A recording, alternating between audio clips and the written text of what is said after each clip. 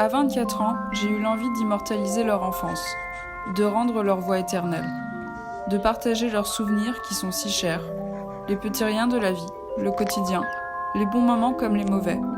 Comment mes grands-parents ont-ils grandi?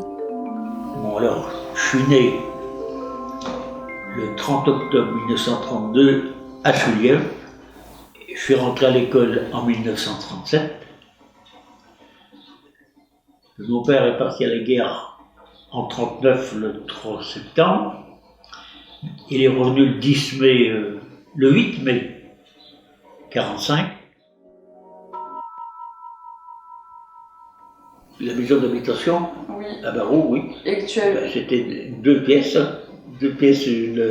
comment on appelle ça, une longère. J'habitais avec ma mère et mes deux grands-mères. Et vous dormiez tous ensemble? On dormait pratiquement, oui. La grand-mère habitait dans... Moi, je couchais avec ma mère, comme j'étais petite, je couchais avec ma mère.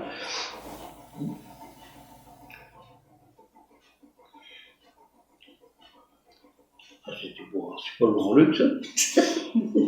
On m'a connu beaucoup à cette époque. Vous aviez votre potager? Bah, Et après, vous preniez de la viande chez des voisins fermiers? on avait des poules. Oui. Et des lapins? Et des lapins. Mais c'était des lapins angora, on ne mangeait pas. Oui. C'est des beaux lapins blancs avec du grand poil comme ça. Là. Et Oui. à cette époque-là, c'était vendu cher. Ouais. Il faisait des couvertures avec ça pour l'armée et tout ça. Et il a arraché le poil comme ça, carrément. Ça leur faisait pas mal, hein. Ah oui, d'accord. Oh, il couvait le bas de temps en temps. Puis il restait la peau rouge comme ça dedans. C'était pas terrible. Ouais. Mais oui, ça se vendait cher le poil. Ah oui, oui. Bon, c'était bien là. Alors il y avait une dame de Thouars là, qui passait pendant la guerre, à ramasser ça en vélo. Hein. Un grand sac. Comme ça, elle mettait ça sur le porte-bagages de vélo. Ça faisait pas très lourd, hein, parce que 1 kilo de poil, c'est énorme. Hein. Pendant la guerre, bon, c'était pas en guerre. On était occupé, hein, il y avait des Allemands partout. Hein. Il y avait l'extraction des feux le soir, tu ne sortais pas dans les rues. Hein. Ah oui, ça c'était pour tout le monde pareil. Moi, j'ai pas connaissance. Ils faisaient balayer les rues. Ah oui, je pensais pas non plus que c'était occupé en fait. Ah bah c'est. À Barbeau. Il y en avait partout. Ben, on a commencé par avoir des Polonais. Quand ils ont été envoyés de chez eux, là, il y a eu des soldats polonais. Après, il y a eu les réfugiés français des Ardennes qui sont descendus. Après les réfugiés, on a eu les occupants, les Allemands. Après, on a eu les réfugiés de Normandie du débarquement. Et on a fini avec les FFI, la poche de Royan. Là, ils étaient, il y avait des campements où on avait une compagnie, quoi, on a toujours eu tout le monde pendant la guerre. Et il a été prisonnier à quel moment? Où? Et où? Ben, il a été pris en 40, puis il a été libéré en 45. Oui, mais où est-ce qu'il était? Où est-ce qu'il a été fait prisonnier? Ben, il était à Dunkerque. Non, mais prisonnier, pas Dunkerque. Il a été à Essen. Il a été à Essen, à Bochum aussi. Münster, c'était le même. Il a fait plusieurs emplois. Et vous l'aviez appris quand il a été fait prisonnier? Ah ben, on a été 3-4 mois sur le courrier, hein, avant que tout ça se mette en route et tout ça était. Tu te souviens de la réaction de ta mère? Ah ben, il y a sur mon livre que je lis en ce moment, c'est ça même. Bah oui. C'était délicat, quand même. Si tu veux, elle n'allait pas confier On les savait choses à un gamin. On savait pas s'ils étaient C'est devenus. ce que je me demandais.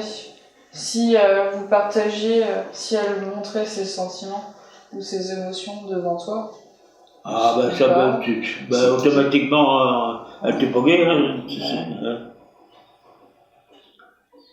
C'est... Parce qu'on ne savait pas s'ils étaient prisonniers ou s'ils étaient repartis en Angleterre, parce qu'il était à Dunkerque parce qu'ils en avaient embarqué beaucoup en Angleterre. Mais lui, il a loupé le bateau, sans doute. Ils l'ont envoyé en Savoie en Allemagne. 650 km. À pied. À pied. En convoi, comme ça, des prisonniers, quoi. C'était des prisonniers militaires. Ah non, D'accord. les Juifs, c'était après.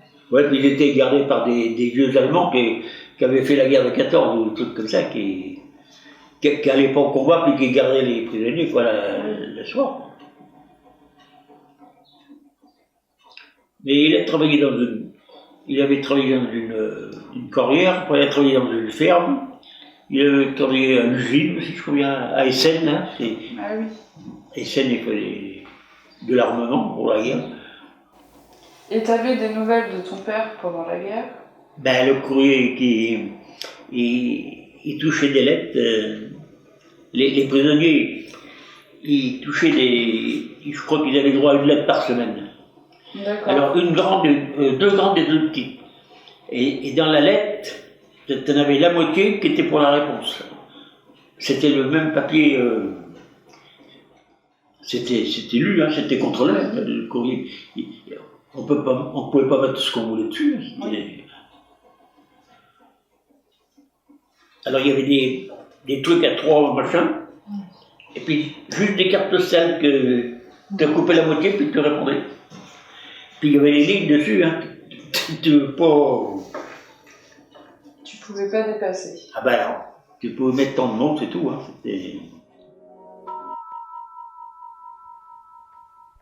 Est-ce que tu as beaucoup de souvenirs avant la guerre? Ah ben non, tu te trouves hein. Ah oui.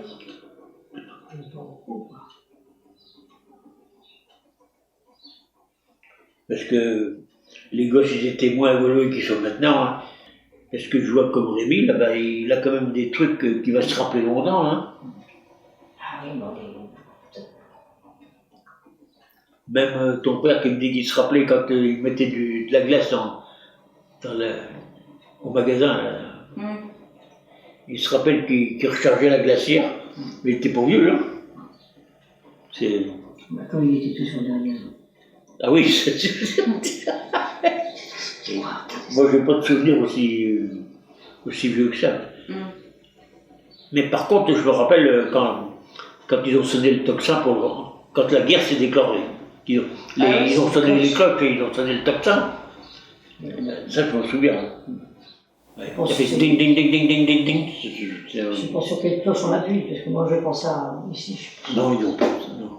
Et tu savais à ce moment-là que ça voulait dire que la guerre était déclarée? Oui. Moi je me souviens. Moi, comme ils ont sonné, la fin de la guerre aussi. Oui. C'était pas pareil, c'était pas le tocsin là. Ah ben non, après c'était à toute volée là. C'était à toute volée. C'était la joie.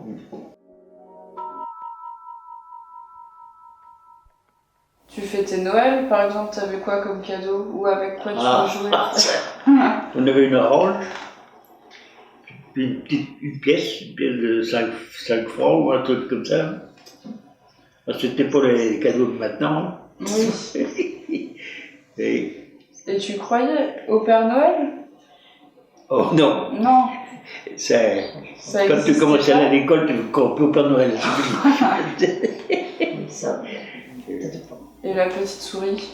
Quand je perdais mes dents, il n'y avait pas de souris. Non. Quel était le plat préféré que te cuisinait ta maman? Ah, ça. C'est compliqué ça. Allez, mais ça. On mangeait les produits. On vivait beaucoup en autarcie. Hein. Les produits qu'on faisait. Hein, Je me souviens plus ce qu'elle cuisinait. Qu'est-ce qu'elle cuisinait? Ta mère a cuisiné pourtant. Mais elle défendait bien. Hein. On mangeait des petites patates. Tu t'amusais bien? Ou tu t'amusais avec les autres enfants? Il y avait des petits copains dans le village. Hein. Oui. On se déplaçait. Et vous jouiez à quoi? Oh, je me souviens plus. On se discutait. On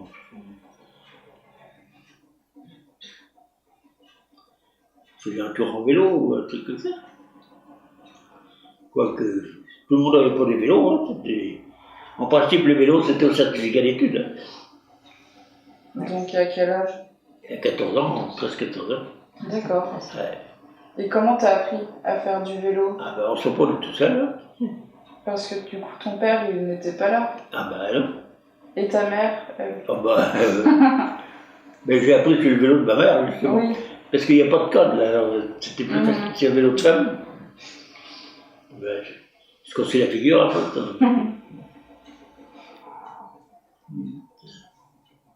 C'était pas la même vie. Hein. Et après, j'étais en apprentissage. Bah, directement Pour apprendre mon après métier. le primaire. Oui, Donc t'as commencé ton apprentissage à quel âge? à 15 ans. D'accord. Ouais. Je commençais à tuer les cochons à 15 ans. Ça serait maintenant mes reposants. Hein. Bah oui, sûrement. Et du coup, ton père, quand il est rentré, tu avais 14 ans. Oui. L'année d'après, tu as commencé ton Ouais, apprentissage. ouais. Et lui, il était Ah ben, content que tu fasses ça. Ah ben oui, parce qu'il était un peu dans les bestiaux, hein. Il s'occupait des bestiaux. Et comment tu as choisi? Comment tu as su que tu voulais être charcutier? Ah ben ça...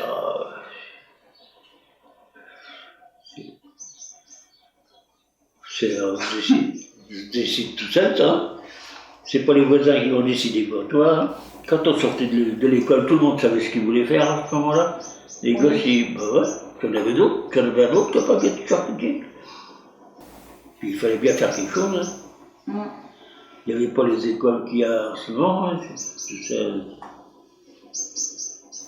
Donc tu apprenais à tuer les cochons, On apprend à tuer les cochons, puis à faire la cuisine. à découper. Ben oui.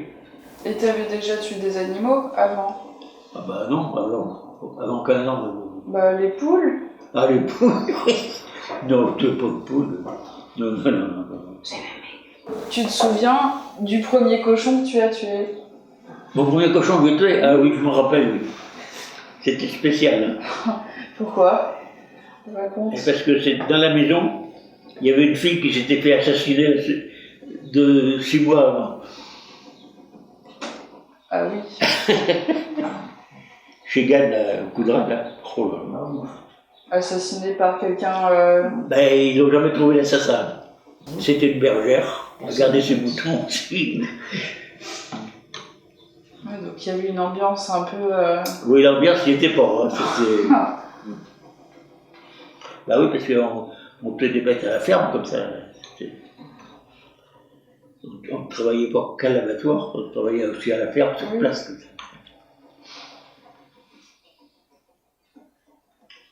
Et t'as réussi du premier coup? Oui, ça va. Faut pas faire souffrir les bêtes. On peut les tuer sans les faire souffrir. Et après, j'étais à La Rochelle, quoi. À La Rochelle, à Paris. Je suis revenu à La Rochelle. Puis à Toire. Je me suis marié, roi de Dieu. Mais oui.